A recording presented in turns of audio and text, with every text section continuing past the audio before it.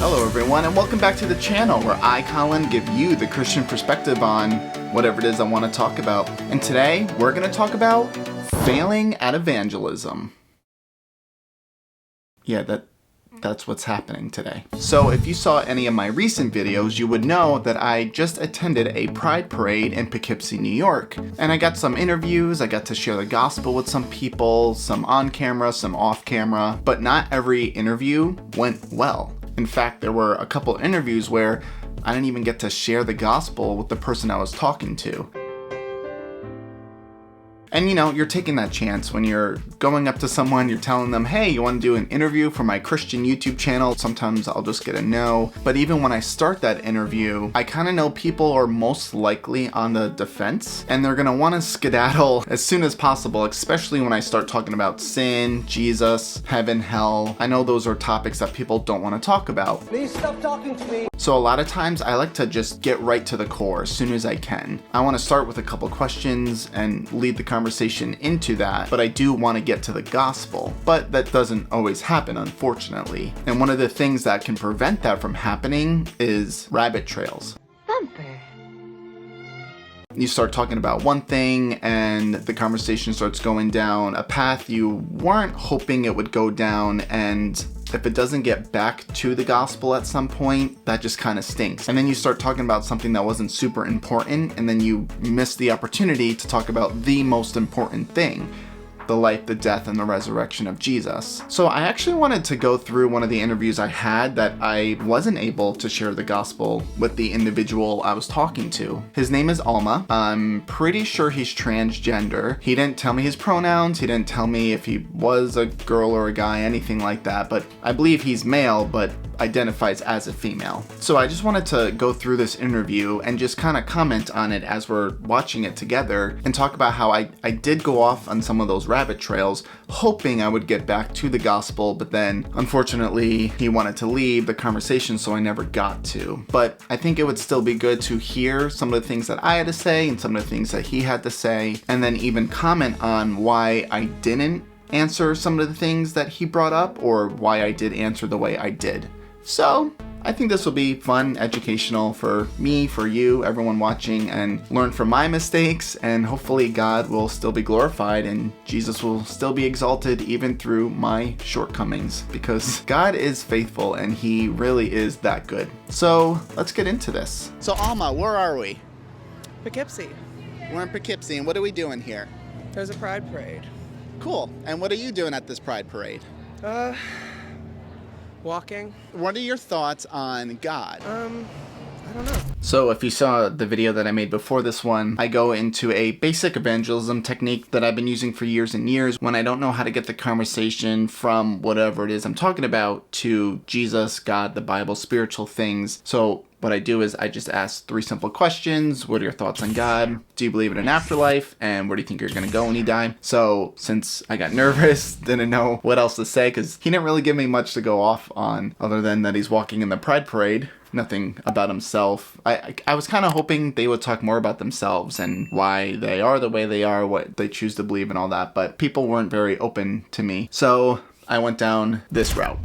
You don't know? No. You're agnostic, so you think something's out there, but you're just not quite sure. Sure. Do you believe in an afterlife? Do you believe there's a heaven or a hell? You're not sure if there's an afterlife? No, not Okay. sure. Is this something you don't think about much, or you just don't want to think about it? I was raised Mormon.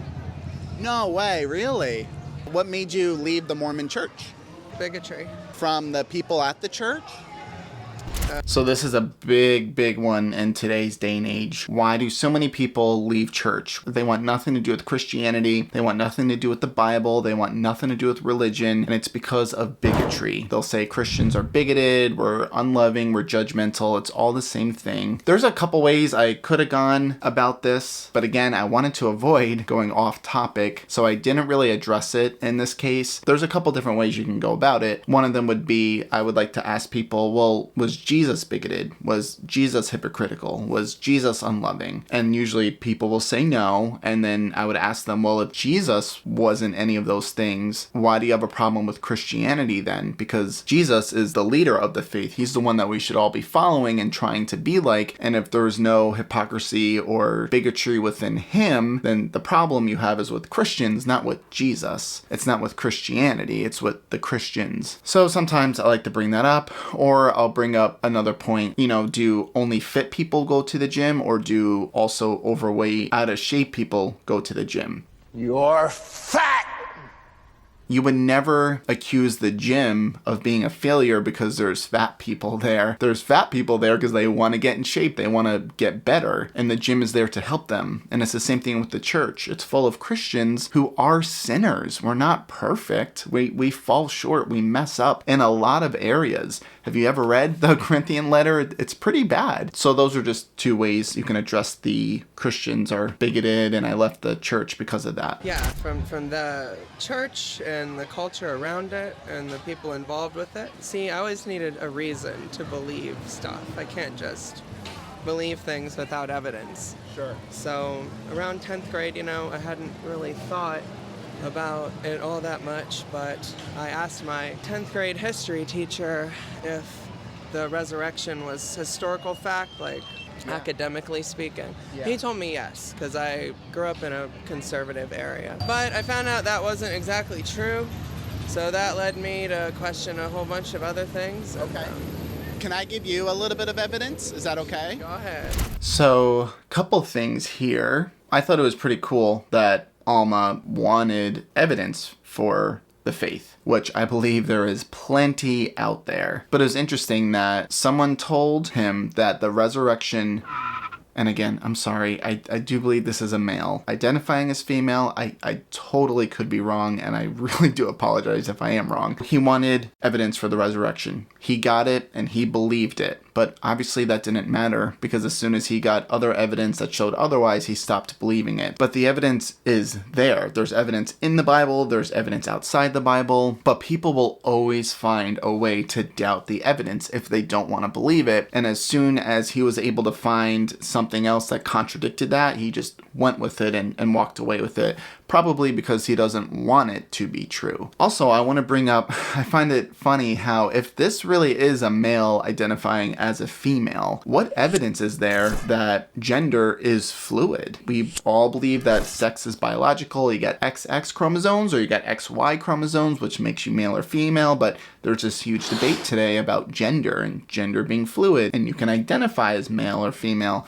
But what scientific evidence is there for that? It's all subjective. It's based off your feelings. It's based off of nothing objective. It's based off of nothing observable or testable or retestable. Nothing with gender fluidity is scientific.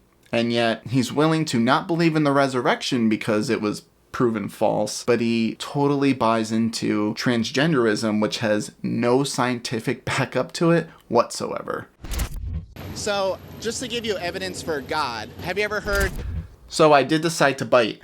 I did bite here. I like Ray Comfort's evidence for God, or even Todd Friel uses this one. And I just think it's simple, like it's right to the point, so I just kind of wanted to throw it out there. I guess I didn't have to do it with this one because he already admitted to being agnostic, so he already believes that there's something else greater out there. So I didn't really have to go this route, but I believe Romans 1 is very powerful, and it talks about how through creation, we are without excuse. And I was kind of hoping to go that route here. So that's why I brought this up.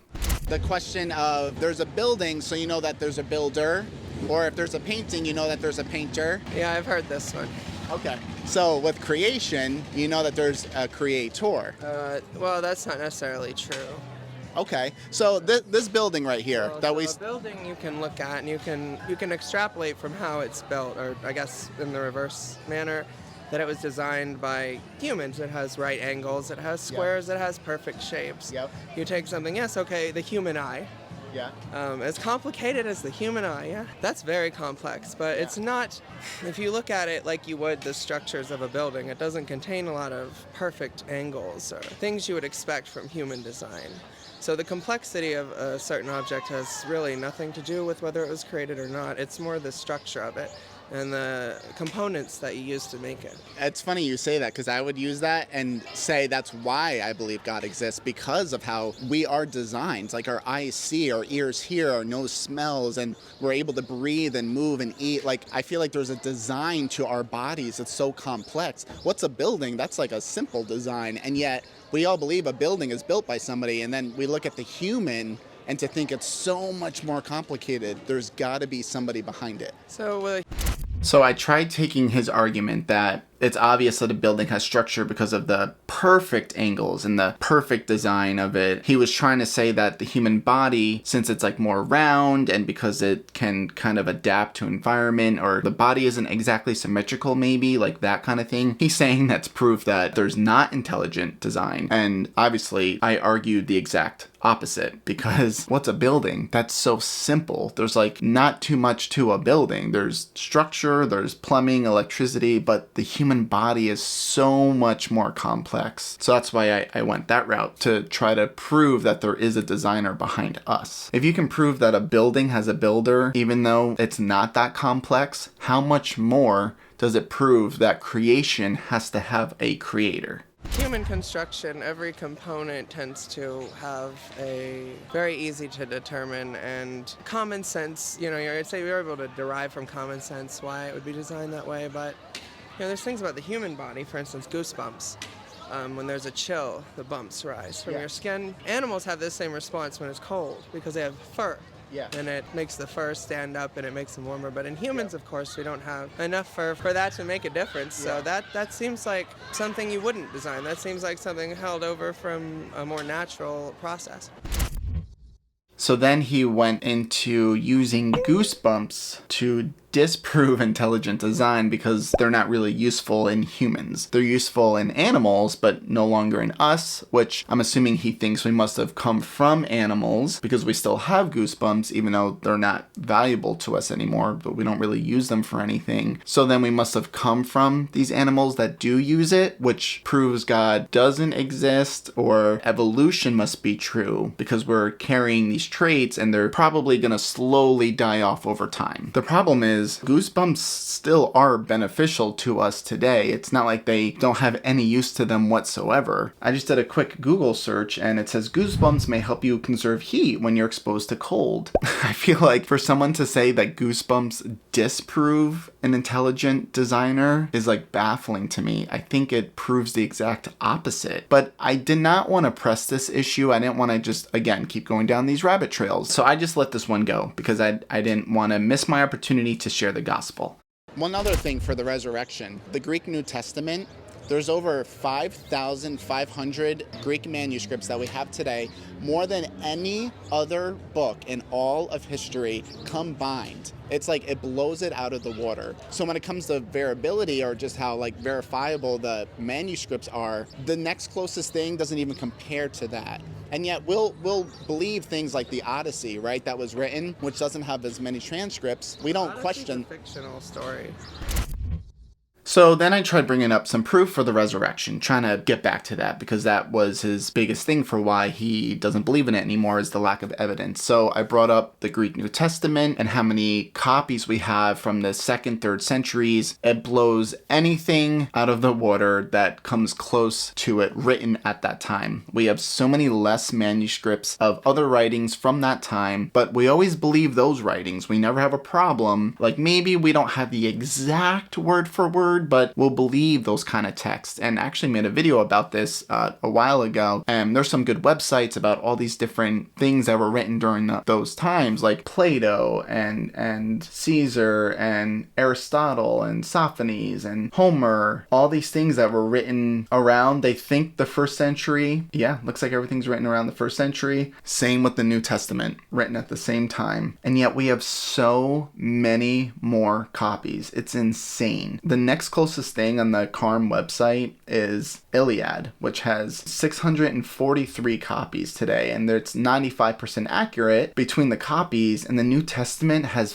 5,600, and they're 99.5% accurate to each other. And also the approximate time span between the original and the copy, the New Testament, is less than 100 years, and all these other manuscripts, the lowest number we have is 500 years, and the highest number looks like 1,300 years. And yet we don't really question those other texts, and yet people want to question the New Testament. You're just not being honest at that point. If that is the argument that you're making, that we can't really trust the New Testament scriptures, you're not being intellectually honest. So I went that route to show that these New Testament scriptures talk about this Jesus who died and rose again. And if we can believe anything written from that time, anything at all, it would be these 5,600 copies that we have from the New Testament. But he didn't buy that. And he actually ended up going on a rabbit trail of his own. When I brought up the Odyssey, I wasn't saying that what he wrote was true. All I was saying that we can verify what he wrote down. Like, obviously it's not a true story. That wasn't my point. And he kind of took that, and as you'll see, he wanted to almost make that like a proof that what I was saying was wrong, but that's not what my point was. But we believe the words that were written on it were like the original words that were written from the author. Like, we believe that author was alive and wrote it, right? You can verify who wrote it all you want. It's never going to make it. There's nothing to Christianity that makes it more or less believable than any other religious text. See, and then it didn't even matter. Like, I brought up a point that it's so verifiable, and we have so much evidence that it's so reliable, these New Testament scriptures. And then he went on to say, basically, it doesn't matter. It doesn't matter how verifiable it is. It doesn't matter, which is really, really interesting to me, because isn't that what he wanted? He wanted evidence for the resurrection, and I'm giving it to him, and now he's just telling me it doesn't matter. I want to be better about this going forward too. Before I even get into giving evidence, I want to ask the atheist or the agnostic, if I can prove to you that the God of the Bible is true, would you worship him? If I could prove that Jesus really rose from the dead, that he's sitting at the right hand of God, if the Bible's true, if God is real, if I'm able to prove all of this to you, would you worship that God? I want to start doing that going forward before I even get into the evidence, because most times people will honestly tell you, no, I will not worship the God of the Bible. And at that point, it doesn't even matter. You don't even need to give any evidence, because they don't want the evidence. Because the problem isn't the mind, it's the heart. Man, that was like deep. It's written in the same manner. What if everything they wrote was true, though? What if the Muslims are right? What if the Quran's true? And now he's just kind of deflecting what I'm saying. I was bringing up these reliable manuscripts, and my question was, what if what these things they wrote was true? If it is true, we need to answer to what they've written. But then he brought up the Quran. He kind of went over to another topic. He brought up another religion and their texts. And we can debate about that. We can talk about how reliable the Quran is compared to the Bible. But that wasn't the point I was making, and he was just going off on another rabbit trail. going now. I can ask you. Oh, I think I gotta go to the parade now. Okay, no problem. Thank you, Alma.